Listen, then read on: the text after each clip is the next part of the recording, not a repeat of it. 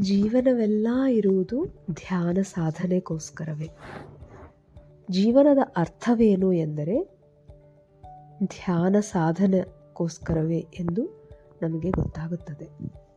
ಧ್ಯಾನ ಸಾಧನೆ ನಮಗೆ ಎಲ್ಲವನ್ನೂ ನೀಡುತ್ತದೆ.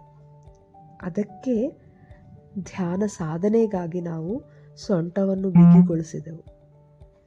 ಧ್ಯಾನ ಅಭ್ಯಾಸಕ್ಕಾಗಿ ಸೊಂಟವನ್ನು ಬಿಗಿಗೊಳಿಸುವುದೇ ಆಧ್ಯಾತ್ಮಿಕತೆ. ಇದಕ್ಕಿಂತ ಬೇರೆ ಆಧ್ಯಾತ್ಮಿಕತೆ ಇನ್ನು ಎಲ್ಲಿಯೂ ಇಲ್ಲ. ಯಾವಾಗಲೂ ಸಂತೋಷವಾಗಿರುತ್ತಾನೆ ಒಬ್ಬ ಆಧ್ಯಾತ್ಮಿಕನು, ಧ್ಯಾನ ಸಾಧಕನು. ಯಾರು ಏನು ಅಂದಿದರೂ ಪರವಾಗಿಲ್ಲ,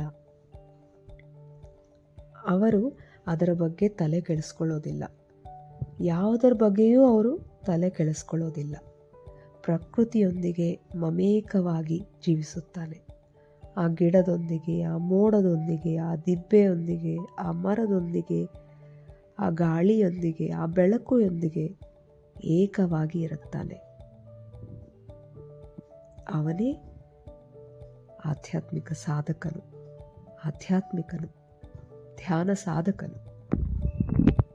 ಧನ್ಯವಾದಗಳು.